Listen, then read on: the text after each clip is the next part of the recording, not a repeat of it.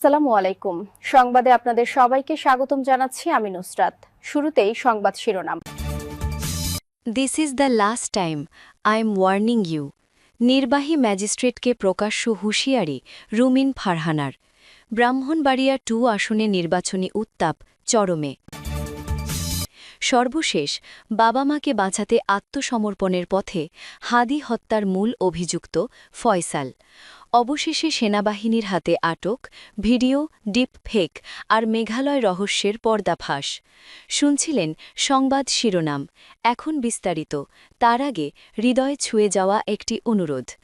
যদি হাদি নামটি আপনার বিবেককে নাড়া দেয়, যদি প্রকাশ্য দিবালকে গুলিবিদ্ধ হওয়ার সেই মুহূর্ত আপনাকে প্রশ্ন করতে বাধ্য করে, যদি আপনি চান এই সত্যটা চাপা না পড়ুক, যদি চান আমরা ভয় ছাড়াই এসব খবর আপনাদের কাছে পৌঁছে দিতে পারি, তাহলে এক্ষুনি চ্যানেলটি সাবস্ক্রাইব করুন।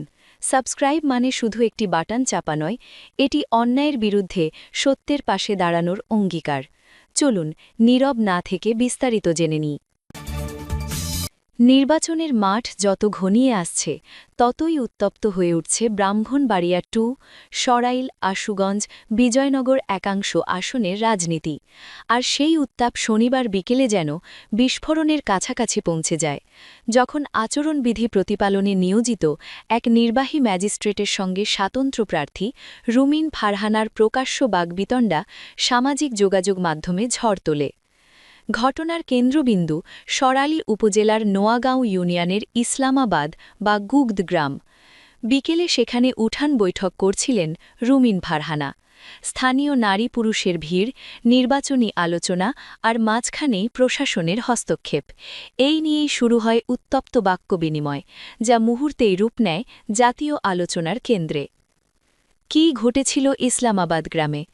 প্রত্যক্ষদর্শী ও উপজেলা প্রশাসন সূত্রে জানা যায়, শনিবার বিকেলে ইসলামাবাদ গ্রামে উঠান বৈঠকে বক্তব্য দিচ্ছিলেন রুমিন ফারহানা।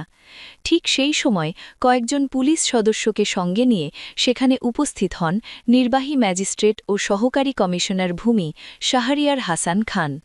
অভিযোগ, আচরণবিধি লঙ্ঘন। প্রশাসনের দাবি, নির্বাচনী বিধি মানতেই সেখানে যাওয়া।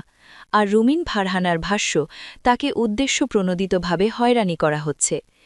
এই টানাপোড়েনের মধ্যেই বৈঠকস্থলের পাশে নির্বাহী ম্যাজিস্ট্রেটের সঙ্গে তর্কে জড়িয়ে পড়েন রুমিন ফারহানা। আর ঠিক তখনই মোবাইল ক্যামেরায় ধারণ হওয়া একটি ভিডিও ছড়িয়ে পড়ে ফেসবুকে, যা মুহূর্তেই ভাইরাল হয়ে যায়। ভাইরাল ভিডিওতে কী শোনা গেল? ভিডিওতে নির্বাহী ম্যাজিস্ট্রেটের উদ্দেশ্যে রুমিন ফারহানাকে বলতে শোনা যায়, আপনি পারলে থামায় দেন, আজকে আপনাকে ভদ্রতার সঙ্গে বলছি, নেক্সট টাইম কিন্তু ভদ্রতা দেখাবো না। এ সময় পাশে থাকা এক ব্যক্তিকে বৃদ্ধাঙ্গুলি উঁচিয়ে বলতে শোনা যায়, আপনাদের তারা বুড়া আঙ্গুল দেখায়, আপনারা কিছুই করতে পারেন না।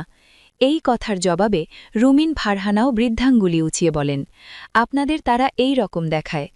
নির্বাহী ম্যাজিস্ট্রেট তখন প্রশ্ন করেন, কে এমন করে? এর উত্তরে রুমিন ফারহানার কণ্ঠ আরও কঠোর হয়ে ওঠে, খোঁজ নেন, প্রশাসনে বৈশা আছেন, আমি যদি না বলি এখান থেকে বের হতে পারবেন না। Excuse me sir, this is the last time I am warning you. এই বক্তব্যের সময় আশেপাশে থাকা তার অনুসারীদের ঠিক ঠিক বলে চিৎকার করতেও শোনা যায়। জরিমানা, কিন্তু উত্তেজনা থামেনি। ঘটনার পর আচরণবিধি লঙ্ঘনের আরোপে রুমিন ফারহানাকে 40,000 টাকা জরিমানা করা হয়। এই জরিমানার টাকা পরিশোধ করেন তার অনুসারী জুয়েল মিয়া। এটাই প্রথম নয়, এর আগেও তাকে 10,000 টাকা জরিমানা করা হয়েছে বলে জানিয়েছেন রুমিন ফারহানা নিজেই। তার দাবি, আমার প্রতিটি উঠান বৈঠকেই প্রশাসন বাধা দিচ্ছে, জরিমানা করছে, কিন্তু আমার প্রতিপক্ষরা স্টেজ বানিয়ে সাউন্ড সিস্টেম ব্যবহার করলেও তাদের কিছু বলা হচ্ছে না। প্রশাসনের বিরুদ্ধে রুমিন ফারহানার অভিযোগ।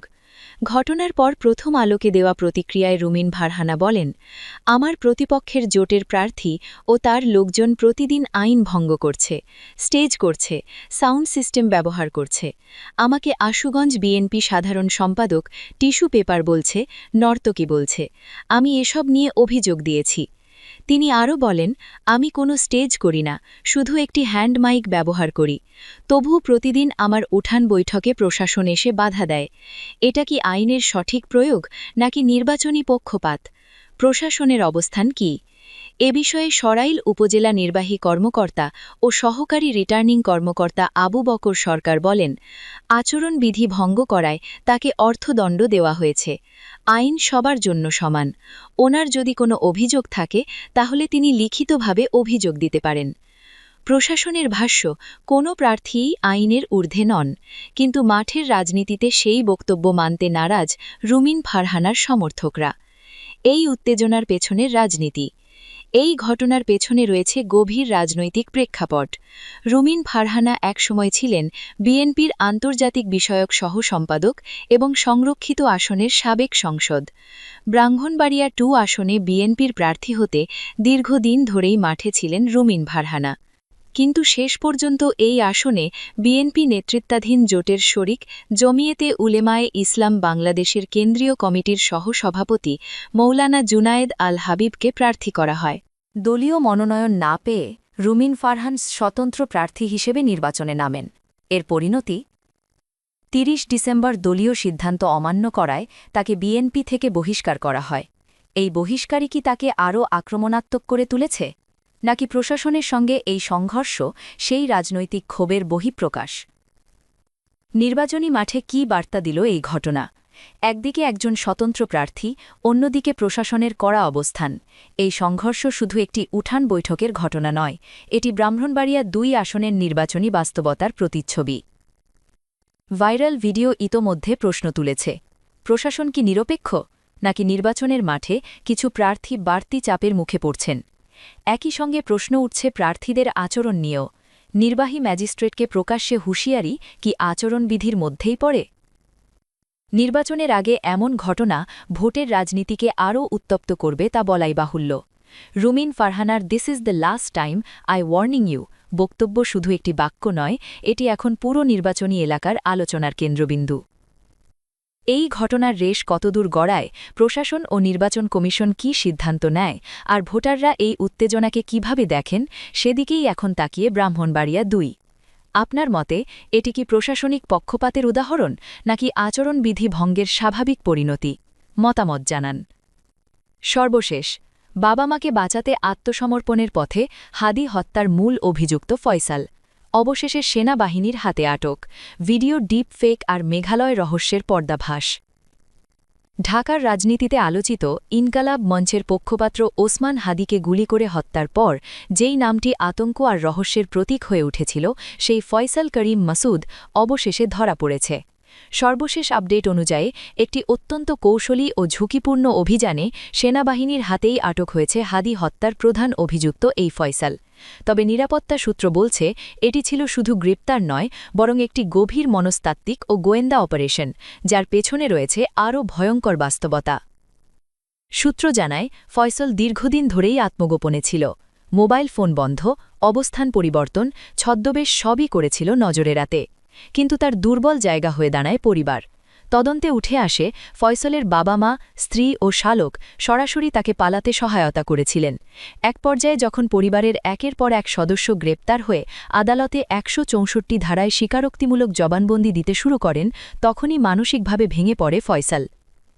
নিরাপত্তা বিশ্লেষকদের মতে বাবা মাকে বাঁচানোর শেষ চেষ্টা হিসেবেই ফয়সাল আত্মসমর্পণের পথ বেছে নিতে বাধ্য হয়েছে, কারণ পরিবার কারাগারে, সহযোগীরা একে একে আদালতে সব ফাঁস করছে। এই অবস্থায় পালিয়ে থাকা তার জন্য আর সম্ভব ছিল না। এর মধ্যেই নাটকীয় মোড় নেয় ঘটনাটি, যখন কয়েকদিন আগে ফয়সালের একটি ভিডিও বার্তা সামাজিক যোগাযোগ মাধ্যমে ভাইরাল হয়ে যায়। ভিডিওতে সে দাবি করে সে নাকি হাদি হত্যায় জড়িত নয় এবং বর্তমানে দুবাইয়ে অবস্থান করছে। মুহূর্তেই প্রশ্ন ওঠে, এটি কি আসল ভিডিও, নাকি এআই বা ডিপ ফেক? ডিজিটাল অনুসন্ধানী প্ল্যাটফর্ম ও সাইবার এক্সপার্টদের বিশ্লেষণে স্পষ্ট হয় ভিডিওটি এআই নয়, বাস্তব। তবে সেখানে ব্যবহার করা হয়েছিল একটি ফেস ফিল্টার, যার কারণে ফয়সালের দাড়ি মাঝে মধ্যে গায়েব হয়ে যাচ্ছিল। অর্থাৎ ভিডিওটি আসল হলেও বক্তব্য ছিল সম্পূর্ণ বিভ্রান্তিমূলক। কারণ বাস্তবতা হল ফয়সাল দুবাইয়ে ছিল না। গোয়েন্দা সূত্র বলছে সে অবৈধভাবে সীমান্ত পেরিয়ে ভারতের মেঘালয় রাজ্যে পালিয়ে গিয়েছিল। দুবাইয়ের গল্প ছিল পুলিশের দৃষ্টি অন্যদিকে ঘোরানোর পুরনো ডাইভার্সন ট্যাকটিক। সবচেয়ে চাঞ্চল্যকর বিষয় হল ভিডিওতে ফয়সাল নিজেকে নির্দোষ প্রমাণ করতে গিয়ে নিহত হাদি ওসমানের চরিত্র হননের চেষ্টা করে। সে দাবি করে হাদি নাকি তার কাছ থেকে ৫ লাখ টাকা নিয়েছিল। তদন্তকারীরা একে সরাসরি ভিকটিম ব্লেমিং বলে আখ্যা দিয়েছেন, কারণ হাদির বিরুদ্ধে তদবির বা চাঁদাবাজির কোনো প্রমাণ পাওয়া যায়নি, বরং তিনি ছিলেন দুর্নীতি ও ফ্যাসিবাদের বিরুদ্ধে সোচ্চার এক কণ্ঠস্বর, আর সেটাই তার কাল হয়ে দাঁড়ায়। পুলিশের তদন্ত, সিসিটিভি ফুটেজ ও প্রত্যক্ষদর্শীর বর্ণনা এক বাক্যে বলছে, ঘটনার দিন মোটরসাইকেলের পেছনের সিটে ছিলেন ফয়সাল নিজেই, আর গুলি চালানোর মূল ভূমিকায়ও ছিল সে। তার সহযোগী আলমগীর বাইক চালাচ্ছিল, অর্থাৎ ফয়সাল শুধু মাস্টারমাইন্ড নয়, সরাসরি এক্সিকিউটর। এতক্ষণ পর্যন্ত এই মামলায় ১০ জন গ্রেপ্তার, যার মধ্যে পরিবারের সদস্যরাও রয়েছে। সীমান্ত পার করানো দালাল, যানবাহন সরবরাহকারী সবাই আইনের জালে। আদালতে দেওয়া স্বীকারোক্তিতে উঠে এসেছে কিভাবে ঠান্ডা মাথায় হাদিকে অনুসরণ করে কক্স ক্যালভার্ট এলাকায় গুলি করা হয়। সব মিলিয়ে চিত্রটি ভয়ঙ্কর কিন্তু স্পষ্ট। ফয়সাল যতই ভিডিও বানিয়ে মিথ্যা গল্প ফেদে সময় নষ্ট করুক, সত্য তাকে ধরে ফেলেছে। আজ পরিবার কারাগারি, সহযোগীরা সাক্ষী, আর সে নিজেই এখন সেনাবাহিনীর হেফাজতে। প্রশ্ন একটাই, এই হত্যাকাণ্ড কি কেবল একজন খুনির গল্প, নাকি এর পেছনে আরও বড় কোনো নেটওয়ার্ক? তদন্ত এগোলে হয়তো আরও নাম সামনে আসবে। তবে আপাতত নিশ্চিত, হাদি হত্যার বিচার থেকে পালানোর শেষ দরজাটাও ফয়সালের জন্য বন্ধ হয়ে গেছে। আপনার কি মনে হয়, এই হত্যার নেপথ্যে আর কারা আছে? মতামত জানান।